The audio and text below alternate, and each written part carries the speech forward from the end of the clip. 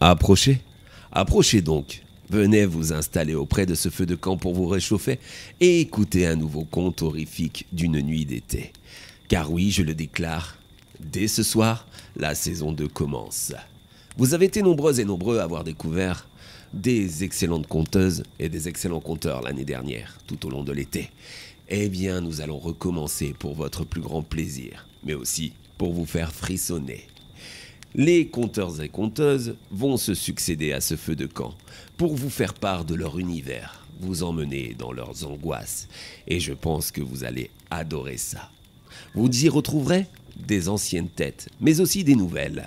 Et dès ce soir d'ailleurs, c'est un habitué qui vient vous terrifier. LT Sony Horror Story nous a préparé une histoire sur une maternité hantée. Et croyez-moi, vous n'êtes pas près d'avoir envie d'aller accoucher là-bas. Je vous laisse découvrir son histoire et je vous retrouve juste après. Samantha était une très belle femme, et mère d'un joli garçon qu'elle venait tout juste d'avoir après une grossesse très difficile et un accouchement par césarienne qui avait été des plus longues et des plus douloureuses. Mais maintenant que son petit Georges est là, elle est aussi la femme la plus comblée du monde, avec le plus grand bonheur qu'on puisse imaginer. Mais cela ne dura malheureusement pas longtemps.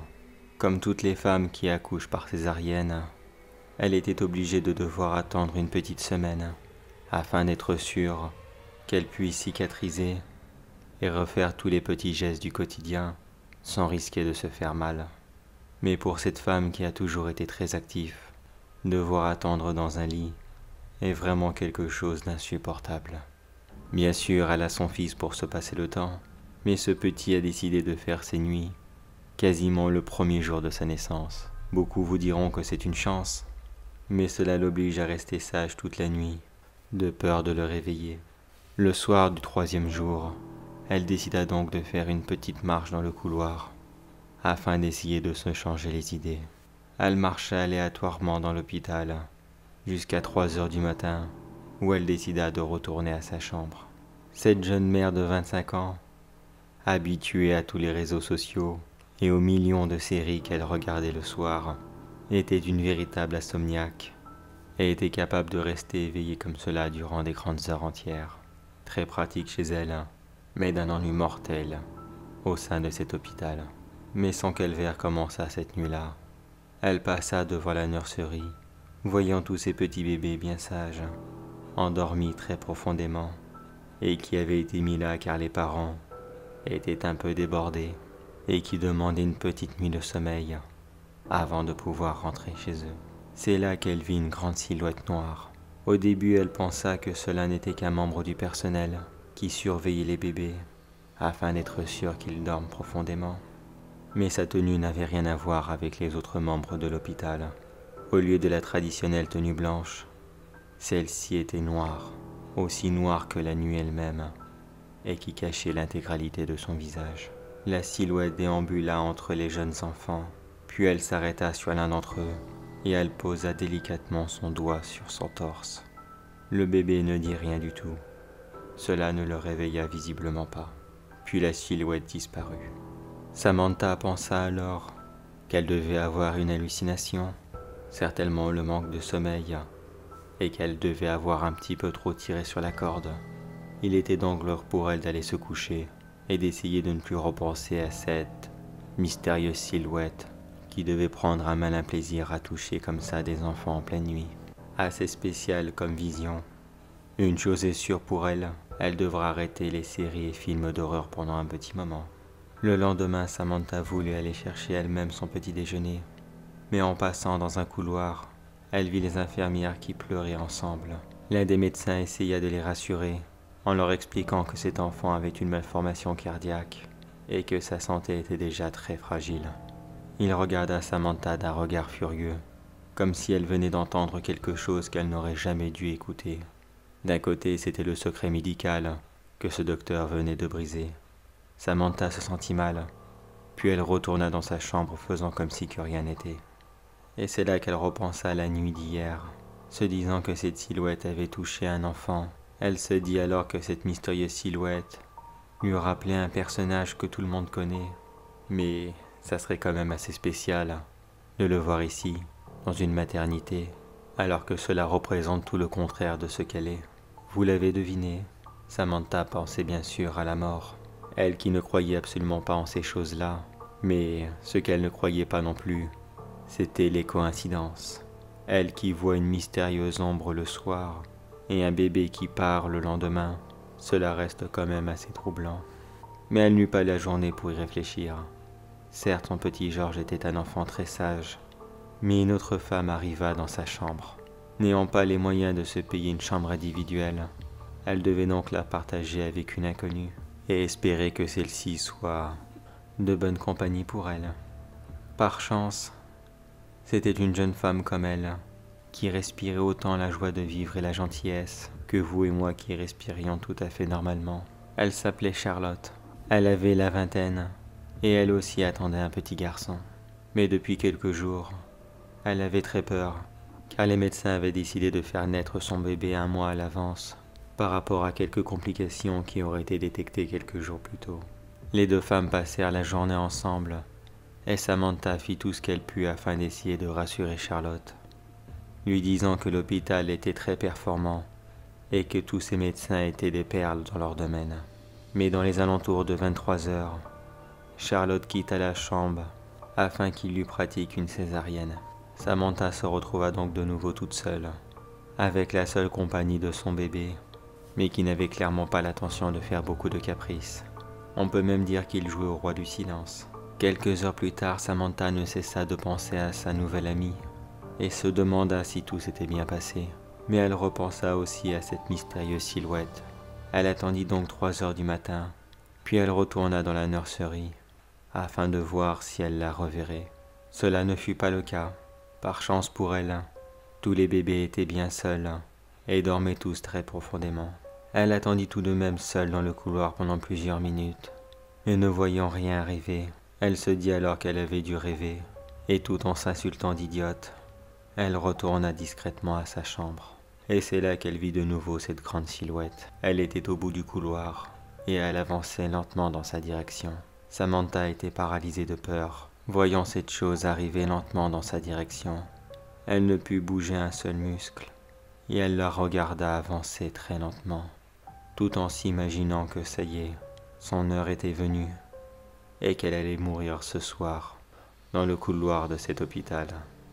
La silhouette s'avança de plus en plus, jusqu'à passer à côté d'elle, semblant complètement l'ignorer. Puis elle continua à faire quelques mètres derrière elle, avant de s'engouffrer dans une chambre, sans même avoir besoin d'ouvrir la porte, en passant simplement à travers. Samantha tomba lourdement sur le sol, complètement anéantie par ce qu'elle venait de voir. Elle espérait tellement voir l'arrivée d'un médecin ou d'une infirmière, afin de lui demander de l'aide. Mais la seule chose qu'elle vit, c'était la silhouette qui sortit de la chambre et qui retourna sur ses pas, passant de nouveau à côté de Samantha. Mais cette fois-ci, elle s'arrêta 2 secondes afin de lui chuchoter « Demain soir, je passerai te voir ». Puis elle disparut quelques secondes plus tard.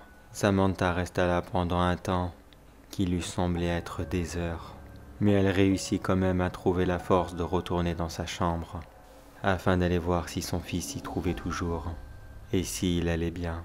Oui, il était bien là, bien sagement en train de dormir dans son petit lit, n'imaginant pas une seule seconde le danger imminent qui allait bientôt entrer dans la chambre.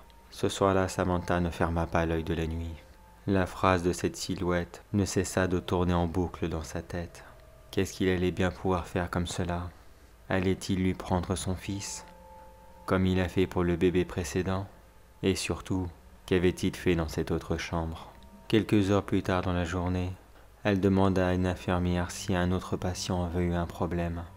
Et celle-ci lui demanda « Comment le savez-vous » Oui, il s'avère qu'un bébé est mort durant cette nuit.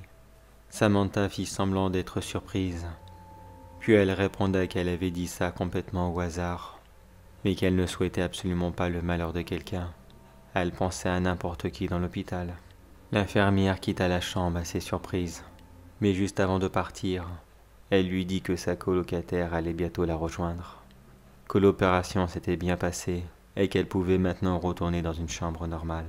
Charlotte fit son retour 2 heures plus tard, avec comme prévu son fils, qu'elle avait baptisé Antoine, en honneur à son grand-père récemment disparu. Les 2 femmes discutèrent toute la journée, faisant les comparaisons de leurs opérations et discutant de tous leurs films et séries préférés. Elles s'échangèrent même leur numéro de téléphone, afin d'essayer de se revoir plus tard, quand elles seraient rentrées chez elles. Mais Samantha n'oublia pas une seule seconde la menace de cette silhouette, qui allait très certainement revenir ce soir. Pour elle, maintenant, il n'y avait plus aucun doute possible. Il s'agissait bien de la mort. C'est là qu'elle se dit que finalement, la mort et la vie sont 2 choses qui sont finalement beaucoup plus proches qu'on ne peut l'imaginer. Le soir venu, Charlotte s'endorma très rapidement, complètement fatiguée de son opération. Elle demanda donc à Samantha si elle pouvait jeter un petit coup d'œil sur son fils, qui venait lui aussi de s'endormir. Elle lui dit qu'elle s'occuperait bien de lui toute la nuit, car de toute façon, il y avait peu de chances qu'elle réussisse à trouver le sommeil. Samantha resta donc éveillée comme cela toute la nuit, à attendre que la silhouette n'arrive. Au fond d'elle, elle espérait que celle-ci ne vienne pas, mais elle savait pertinemment que la mort ne mentait pas. Que pouvait-elle faire? Prendre son bébé et fuir très loin d'ici? Aucune chance. Aussi vigoureuse qu'elle soit, ses blessures étant encore bien ouvertes, elle n'aurait pas été très loin. Et à ce moment, la mort aurait eu 2 personnes à venir chercher. Elle resta donc là aux côtés de son fils, en lui promettant que personne ne lui fera du mal. Mais elle eut à peine le temps de finir sa phrase, qu'à précisément 3 heures du matin, la mort entra dans la chambre. Samantha attrapa son enfant et le cacha derrière elle, en ordonnant à la mort de partir, qu'elle ne prendrait pas son enfant, pas ce soir. Elle s'approcha de Samantha, puis elle lui répondit « Ton enfant ne m'intéresse pas ». Puis elle posa le regard sur le fils de Charlotte, et elle lui toucha légèrement le torse. Mais avant de partir, elle dit à Samantha « Je viendrai chercher ton fils, mais à l'âge de ses 98 ans. Mais un bon conseil, n'essaie pas d'avoir un 2e enfant, car celui-ci n'aura pas autant de chance que son grand frère. » Puis à ces mots, la mort disparut, comme si elle n'était jamais venue. Complètement sous le choc, Samantha reposa son fils lentement dans son lit, puis elle regarda son ami qui dormait profondément. Elle savait bien que son fils n'était plus là, mais que faire? La réveiller et lui dire froidement « Hé, ton fils est mort ?» Non, c'était impensable. Elle décida de faire semblant de s'endormir, et elle laissera cette mauvaise surprise à son ami demain matin. Finalement, Samantha réussit à s'endormir, mais elle fut réveillée 3 heures plus tard par les cris de Charlotte, qui venait juste de constater l'horreur qui était arrivée. Les médecins arrivèrent rapidement dans sa chambre, et ils essayèrent de réanimer son bébé, mais en vain. Plus tard, l'un des médecins expliquèrent à Charlotte que cela était peine perdue, qu'il aurait été impossible pour eux de le réanimer. Les 2 filles ne prononcèrent plus un seul mot, et Charlotte quitta l'hôpital 2 jours plus tard. Samantha, elle resta 2 jours de plus, afin d'être sûre d'être totalement rétablie, puis elle rentra chez elle, afin de présenter son fils à sa nouvelle famille. Samantha était jeune ce jour-là. Elle aurait pu avoir d'autres enfants, mais aujourd'hui encore, alors qu'elle vient de fêter ses 50 ans, l'idée d'en avoir un autre ne l'a jamais traversé l'esprit. Même si son mari ne cessait de lui demander, elle n'arrivait pas à imaginer comment est-ce qu'elle aurait pu faire pour supporter la mort de son enfant, car de toute façon, nul ne peut vaincre la mort.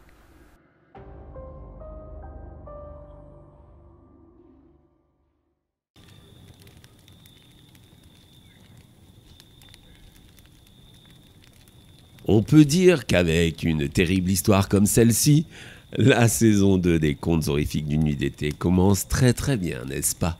J'espère que vous avez apprécié son travail. C'est quelqu'un qui est très constant et qui bosse énormément sur sa chaîne pour vous proposer des histoires terrifiantes. Alors, si vous ne l'avez pas encore fait, n'hésitez pas à cliquer sur le lien qu'il y aura dans la description de cette vidéo et rejoignez son univers, parce qu'il le mérite vraiment. C'est le but aussi des contes horrifiques d'une nuit d'été, donner de la visibilité à des gens qui le méritent vraiment. Allez, sur ce, je vais vous laisser tranquille et je vous dis à très bientôt autour de ce feu de camp pour un nouveau conte horrifique d'une nuit d'été.